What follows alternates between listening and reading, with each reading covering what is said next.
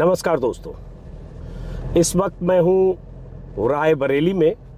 वही रायबरेली जो सियासी तौर पर देखें तो जिसका इतिहास गांधी नेहरू परिवार की सीट के तौर पर आज़ादी के बाद से रायबरेली जाना गया है।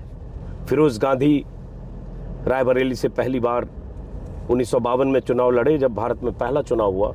उसके बाद 57 में भी लड़े, जीते भी, बाद में उनका निधन हुआ।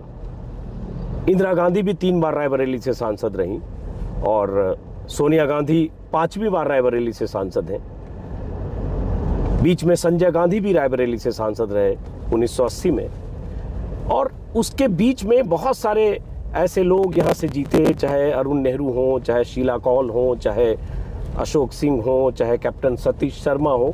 ये सब इंदिरा गांधी नेहरू परिवार से जुड़े रहे। मतलब रायबरेली एक तरह से देखें तो उनकी सियासी विरासत रही है। लेकिन रायबरेली के लोग क्या सोचते हैं, रायबरेली में विकास हुआ नहीं हुआ, इतने दशकों तक एक परिवार के सांसद चुने जाते रहे, प्रधानमंत्री रायबरेली के मतलब इंदिरा गांधी यहाँ से चुनकर प्रधानमंत्री बनी, तो क्या हुआ, ये सब चीज़ें मैं लोगों से राय शुमारी करूँगा, समझूंगा, और इस चुनाव में क्या होने वाला है इस पर भी बात करूँगा। लेकिन अभी मैं अपने चालक महोदय जो सारथी मेरे साथ फ्रेम में दिख रहे हैं, इनसे बात करने वाला हूं। और रायबरेली में 2 दिन से अखिलेश यादव थे, कल चले गए। आज यहां प्रियंका गांधी हैं। और ख़ास बात यह है कि ये जो मेरे चालक हैं, सारथी हैं तो दिल्ली में मेरे साथ कुछ सालों से हैं, लेकिन ये रहने वाले रायबरेली के हैं। तो जब कल मैंने कहा कि रायबरेली चलते हैं तो बहुत खुश भी हुए, कह रहे सर वो तो मेरा गांव है। और रात में अपने गांव ये चले भी गए थे, सुबह अभी आए, इसी चक्कर में थोड़ी देर भी हुई है। इनका नाम है संतोष मौर्य। कौन सा गांव है संतोष तुम्हारा? जी सर, हमारा गांव है पूरे जुड़ा का पूर्वा, कोटवा मदनिया, थाना महाराजगंज। हाँ, वहीं इनके पिता रहते हैं। तो जरा संतोष जी से समझते हैं कि ये क्या सोचते हैं। तो आज ये जो अगले कुछ मिनट तक मेरी बातचीत मेरे सारथी से होगी, जो मेरे सहयोगी भी हैं। और पीछे जो बाकी 3 सहयोगी वो फ्रेम में दिख रहे हैं, वो दिख रहे हैं साहब, बीच में हाथ हिला के, लब से हाथ जिन्होंने हिलाया, सबसे पहले उपेंद्र हैं जो हमारे रिसर्च सहयोगी हैं। उनके बगल में जो दिख रहे हैं वो विकास श्रीवास्तव हैं, एडिटर हैं, कैमरामैन है। एक बालक नुमा पीछे दिख रहा होगा कहीं, ये देखिए, ये करण सिंह है। दिखता नाबालिग है लेकिन पूरी तरह से बालिग है। और ये कैमरा भी करता है, एडिटिंग भी जानता है, और अच्छा लड़का है। तो युवाओं की टीम है हमारी। इसमें सबसे सीनियर सिटीजन मैं ही हूँ, हालांकि मैं मानता हूँ कि ऊर्जा में मैं इनसे कम नहीं हूँ। ये भी जानते समझते हैं और बहुत परेशान भी रहते हैं कई बार कि बहुत थका देते हैं टाइप का। तो संतोष जी सर, आप बताओ, आप तो 3 महीने से मेरे साथ यूपी घूम रहे हो। जी सर, चुनाव को देख समझ रहे हैं। आपके हिसाब से क्या माहौल लग रहा है? माहौल तो ठीक है सर। हाँ। अपनी अपनी जगह पे सबका माहौल ठीक है। हाँ। और बाकी रायबरेली तो एक ऐसा जिला है, हाँ, कि जो सोनिया गांधी का घर का आंगन माना जाता है सर। अच्छा। और उसके बावजूद भी यहाँ कोई भी सरकार बनती है या कोई भी आती है तो हर एक उसकी पार्टी की लहर होती है सर। हाँ। लहर का मतलब ऐसी होती है कि जैसे पानी का बहाव होता है। हाँ। किसी का ज़्यादा होता है तो उसमें सारे लोग एक तरफ चले जाते हैं। हाँ। ये सोच के कि देखेंगे भाई, देखने की बात है। हाँ। कि इस बार एक बार चांस देते हैं, मौका देते हैं।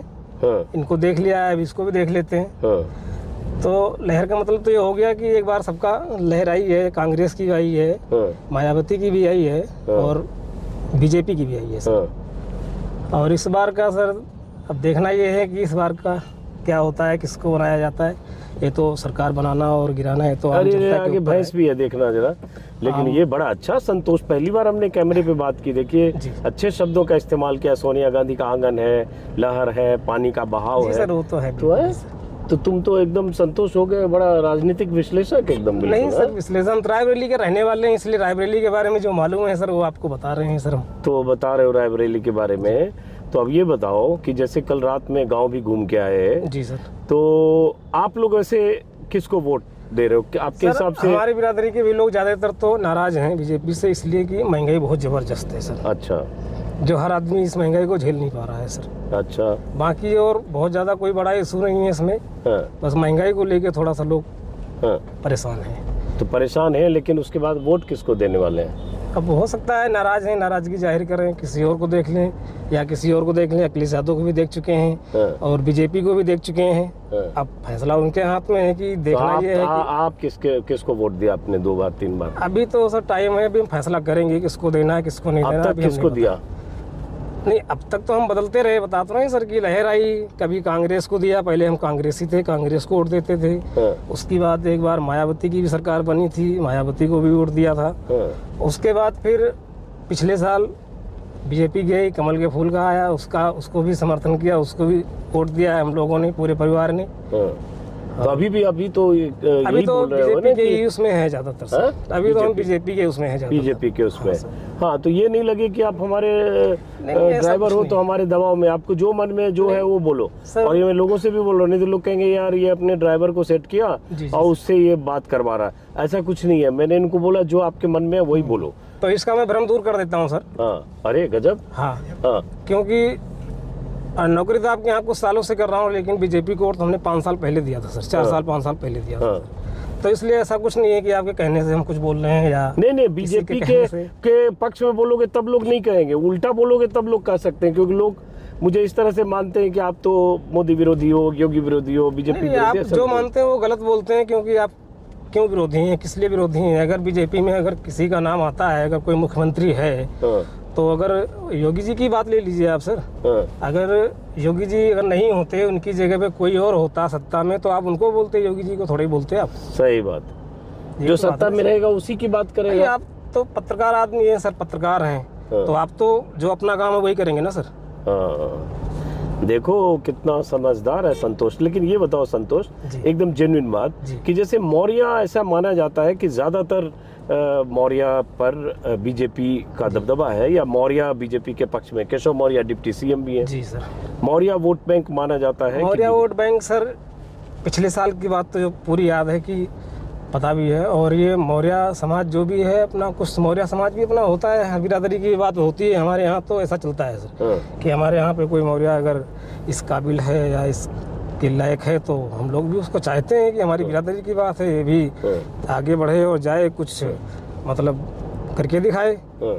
और जो जितना हो सकता है हम लोगों से अपने बिरादरी नहीं, के मैं लिए समर्थन तो ओवरऑल करते बात हैं ये सर। कर रहा था, जैसे आप गांव से आए, रात में बात करके आपके पिताजी गांव में जो भी है, जी। तो अभी भी नाराजगी, जैसे आपने कुछ बताया महंगाई वगैरह, जी बट ओवरऑल आपको अभी भी लगता है कि बीजेपी के साथ है मौर्य, या आपके गांव के लोग, जी ऐसा है। आपके समाज परिवार के लोग? जी, हमारे समाज में क्या है कि लोग ज़्यादातर बड़े बूढ़े हैं और पढ़े लिखे इतना नहीं है, समझदार नहीं है। हाँ, और हमारे गांव में तो ऐसा गांव है सर कि अभी जब से मैं अपना मुझे याददाश्त हुई है, हाँ। अभी तक कोई नेता, कोई मंत्री, अब कोई भी किसी तरीके का गांव में अभी तक जाके देखा ही नहीं है कि कैसा गांव है। हाँ, तो इसलिए ना तो हमारे गांव कोई विकास हुआ है ना कुछ हुआ है। हाँ। लेकिन हमारे यहाँ कुछ लोग ऐसे इधर उधर प्रचार करने के लिए चले जाते हैं, लोग गाँव घर घर में जाके बताते हैं हाँ, कि इस बार इनको वोट देना, ये सरकार अच्छी रहेगी, उनको देना, ये सरकार अच्छा काम करेगी। तो इस तरह से कुछ लोग जाते हैं, कहते हैं, समझाते हैं, हाँ। और जो भी जिसके समझ में जैसा आता है वैसा करते हैं, लेकिन इसी तरीके से। लेकिन कोई जाता नहीं है आज तक, कोई मंत्री, नेता या विधायक हाँ। हमारे गांव में आज तक गया नहीं है सर। आपके गांव में नेता मंत्री कोई विधायक नहीं कोई है? नहीं गया सर। तो जैसे उसके बाद भी वीडियो शुरू जब कर रहे थे तो मैंने आपकी राय पूछी, तो आपने कहा कि हम लोग ऐसे बीजेपी के पक्ष में अभी भी हैं, या हमारे गांव के लोग, जी तो वो अभी है ना वो स्थिति? हाँ, ऐसा ना लगे कि मेरे वीडियो के दबाव में आप बोल रहे हो। नहीं, वीडियो के दबाव में नहीं बोल रहे हो, तो हमने आपको बताया था ना सर कि तो आप अब मतलब मेरे कहने का मतलब है कि आपका परिवार या जहां हो, जी। या जो आपको लगता है अपने गांव जाके, वो क्या लग रहा है अब इस चुनाव में? अब ठीक है, सैद्धांतिक बातें, महंगाई, ये सब ठीक है, बट चुनाव में क्या लग रहा है? चुनाव में किसकी तरफ झुकेंगे? चुनाव में तो सर अभी हमारी तरफ ज़्यादातर बीजेपी है सर। अच्छा, तो अब जैसे आपने कहा कि चुनाव में ज्यादातर बीजेपी हैं, तो क्यों है ये बताओ? क्योंकि इसमें थोड़ा हिंदुवाद ज़्यादा है सर। हाँ, हिंदू बात ज्यादा है, मतलब हिंदुत्व वाली बात आ जाती है ना, हम हिंदू हैं, ये हैं, वो हैं, ऐसा वैसा करके, तो लोग थोड़ा सा इसमें आते हैं। तो हिंदुत्व मतलब क्या, हिंदुत्ववाद है या हिंदू हैं, तो क्या मतलब लगता है कि हिंदू के लिए हो गया इसलिए हिंदुत्ववादी हो गए, हिंदू हो गए? वो थोड़ा समझाओ जरा। वैसा तो कुछ नहीं है, लेकिन थोड़ा सा एक संकोच मत करो, जो मर्जी है खुल के बोलो। अपने आप में लगता है उनको कि और देखिए ये वीडियो अनएडिटेड बिना कट के जाएगा जी। मैं चाहता हूं कि जो भी ये फील करते हैं, चालक हैं, हमारे साथ रहते हैं, लेकिन इनकी जो भी राय है, जहां से आए, गांव से आए और रायबरेली में है, आपको बता दूं फिर से, संतोष मौर्य इनका नाम है, रायबरेली इनका गांव है, और हम अभी रायबरेली में, इसलिए लगा कि अपने चालक से भी बात की जाए। हाँ संतोष, और दिल्ली में हमारे साथ रहते हैं। हाँ, तो क्यों, क्या हिंदुत्ववाद मतलब क्या कहना चाहते हो, क्या लगता है, क्या बात करते हैं लोग? अब हिंदुत्ववाद सर ऐसे ही कुछ नहीं है, जैसे कि हम मौर्य हैं। हाँ। और हमारे केशव प्रसाद मौर्य भी बीजेपी से डिप्टी सीएम हैं। हाँ। और उसके बाद पिछली बार तो वोट तो हमने इसी वजह से ही दिया था, खास तौर पे कि नहीं, फिर मौर्य और डिप्टी सीएम अलग चीज होगी। हिंदुत्ववाद जो बोल रहे हो वो क्या हिंदुत्ववाद कह रहे हो कि जिसकी वजह से लगता है? हिंदुत्ववाद वही है सर। क्या? अब यहाँ पे सब लोग अपना अपना धर्म मानते हैं, करते हैं, वही है सर। तो बाकी नहीं, धर्म मानते हैं, करते हैं, समझ में नहीं, खुल के बोलो। जो मतलब शब्द क्यों बचा रहे हो, मतलब क्या हिंदुत्ववाद? यहाँ पे क्या है ना सर, अंधविश्वासी लोग ज्यादा हैं। हाँ। बात ये है। हाँ। और हर किसी को कुछ समझा पाना, बता पाना बहुत मुश्किल है। तो और समझाने की बात कौन कर रहा है? अरे अब डिफेंसिव हो रहे हो। जो है वो बताओ ना कि क्या लगता है हिंदुत्ववाद, बीजेपी ने क्या ऐसा हिंदुत्ववाद किया जो आपको लगता है कि ज्यादातर लोग बीजेपी की तरफ है, वो जानना चाहते हैं। संतोष बच रहे हैं इस पे बात करने से? नहीं, ऐसा कुछ नहीं है। फिर बताओ बताओ बताओ बताओ ना। ऐसा कुछ नहीं है सर, कैसा इतना कुछ नहीं है, जो था बताइए सर। बाकी पॉलिटिक्स उसमें कुछ उतना वो भी नहीं करते सर हम। और चलिए बहरहाल, तो लेकिन ये बताओ, जैसे आपको क्या लगता है, जैसे 2-3 काम किए मोदी जी ने, योगी जी ने बड़ा अच्छा किया, जिसकी वजह से लगता है कि ज्यादातर लोग बीजेपी की तरफ से? ऐसे कौन से काम जो मुझे वो तो नहीं लगते हैं ऐसे कुछ काम। हाँ। लेकिन लोग अपने आप को लगते हैं, और बहुत लोग कहते हैं कि राम मंदिर बना दिया, हाँ। और धारा 370 हटा दिया, और भी कुछ 2-3 काम और किए। 2-3 काम और जैसे कि नोटबंदी कर दिए। नोटबंदी से क्या फायदा हुआ? फायदा लोग समझते हैं इस चीज को कि नोटबंदी हो गई तो बहुत बड़ा फायदा हो गया या कुछ हो गया, तो इसी तरीके कुछ काम है। लेकिन हमारा मानना ये है कि राम मंदिर भी बना दिया तो लोगों को ऐसा नहीं बोलना चाहिए कि बीजेपी ने बनवा दिया, या बीजेपी के किसी नेता ने बनवाया, या किसी ने बनवाया। तो ये अगर राम मंदिर और ये धारा हटी है तो इसका केस बहुत पुराना चल रहा था सर। तो ये तो जो भी हुआ हाई कोर्ट, सुप्रीम कोर्ट की मर्जी से वहाँ से हुआ। 370 तो केस वाला मामला नहीं है, अदालत केस, अयोध्या में मंदिर केस। हाँ, तो मंदिर का भी केस तो चल ही रहा था ना सर। अगर मंदिर का फैसला हुआ, केस से अगर कोर्ट से नहीं होता फैसला, तो बीजेपी तो अपनी मर्जी से नहीं बनवा देती ना सर उसको। हाँ, लेकिन बीजेपी कैंपेन तो मंदिर के लिए कर रही थी, आज बीजेपी मंदिर बनवा रही है। कहते हैं तो गलत बोलते हैं, गलत तो बहुत जगह बोलते हैं सर। जहाँ पे जो बात सही है वो तो तुम बोले संतोष कि हमारा तो बीजेपी की तरफ ही है, पहले बोले, तो वो क्यों? वो अभी तुम दोनों बात कर रहे हो, समझ में नहीं आ रहा। लहर थी ना सर बीजेपी की है, जैसे हर किसी की लहर हुई है। हाँ। तो इसमें तो हमने ये भी बोला था कि ये कांग्रेस का, कभी सोनिया गांधी का घर का एक आंगन होता था रायबरेली। हाँ। तो लहर उनकी भी थी, तो उनकी भी लहर आई। तो इस बार किसकी लहर है सर? अभी यहाँ के बारे में भी हम इतना मालूम नहीं कर पाए हैं। अभी यहाँ पे कल ही आए हैं सर, या तो फिर कुछ दिन रहते तो ही पता लगता सर। चलिए बहरहाल, तो सिर्फ मैं इनको टटोलना चाहता था, इसलिए मैंने कहा चलो कैमरा रोल करते हैं। और हम लोग जा रहे हैं राही, और मुझे लगता है शायद हम ज़्यादा आगे आ चुके हैं बात करते करते। तो किसी से आप पूछिए, और राही चलेंगे। राही ना, राही या राही? हाँ, राही सर, राही गांव है यहाँ का, रायबरेली का, और उस गांव में जाएंगे। मैं कुछ अलग अलग बिरादरी समाज के लोगों से बात करूँगा। आप तब तक बाहर पूछिए कि किधर है राही। और पीछे हमारे सहयोगी देखिए लैपटॉप पे कुछ काम भी कर रहे हैं, कुछ रिसर्च का। ऐसे ही विकास गाड़ी में ही कई बार एडिट करते रहते हैं, क्योंकि हम लोग चलते एक दिन में कई बार 400-500 किलोमीटर। या राही जाना है, राही इंटरव्यू भी करते हैं, लोगों से बात भी करते हैं। अच्छा, कितना दूर है? और एडिट 7 किलोमीटर है। तो फिलहाल ये कौन सी जगह है? रायबरेली, अमेठी और सुल्तानपुर, शायद सुल्तानपुर जाए, अभी तय नहीं है।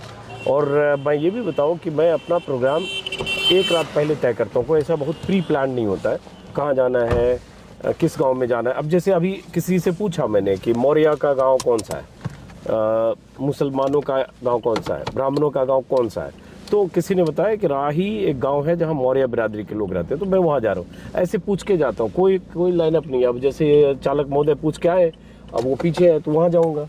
वैसे फिर वहाँ से कोई गाँव के बारे में पूछूंगा, वहाँ के बारे में पता चलेगा, वहाँ जाऊँगा। तो ऐसे ही होता है, उसमें जो जिसकी जो राय होती है वो राय मैं उसी रूप में आपके सामने रखता हूँ। मेरा मकसद है कि मैं भी समझूं और आप भी समझें। और ऐसा नहीं है, मतलब कई बार एकदम पक्के वाले बीजेपी समर्थक के गांव में जाता हूँ, वो जो बोलते हैं वो भी बात आती है। अलग बात है कि गाली देने वाले नीचे बोलते रहेंगे कि आप इसके समर्थक हो, सपा के समर्थक हो, आप बीजेपी विरोधी हो। विरोधी समर्थक की बात नहीं है, जो जहाँ मुझे जैसा दिखता है वैसा करता हूँ, दिखाता हूँ। और उसी में से कोई एकदम पक्का वाला बीजेपी समर्थक होगा, वो अगर मुझसे कुछ बहस कर रहा है तो मैं बहस भी करता हूँ। उसी वीडियो को काट के कोई वायरल कर देता है कि देखो अजीत अंजुम की तो खाट खड़ी कर दी, अजीत अंजुम की तो क्लास लगा दी, अजीत अंजुम के एजेंडे को तो इसने फेल कर दिया। अरे भाई, वो सारे वीडियो मेरे ही वीडियो में से मिलते हैं और ये वीडियो भी अनएडिटेड अनकट जाएगा। जो भी संतोष ने बोला, हो सकता है बोलने में थोड़ा अभी रिजर्व हो, मैं इनसे फिर बात करूंगा दोबारा, क्योंकि मैंने कहा वीडियो रोल होने से पहले मैंने पूछा, इनकी राय जानता हूँ, बीजेपी के पक्ष में रहते हैं ये, तो मैंने इनको कहा कि जो मर्जी हो वही बोलो, तो इन्होंने अपनी बात कही। अब हम इस वीडियो को ख़त्म करने से पहले इतना आपको बता दें कि अगर आप चाहते हैं कि मेरा वीडियो आप तक पहुंचे तो आप मेरे YouTube चैनल को सब्सक्राइब ज़रूर करें, साथ में एक बेल आइकन है वो ज़रूर दबा दें ताकि नोटिफिकेशन आप तक पहुंचे, बहुत ज़रूरी है। फ़िलहाल इस वीडियो को ख़त्म करते हैं। सामने थाना फुर्सतगंज दिख रहा है और अमेठी में आ गए हम लोग। अमेठी लग जाता है, अमेठी लग गया है, हाँ। चलिए, तो फिलहाल नमस्कार।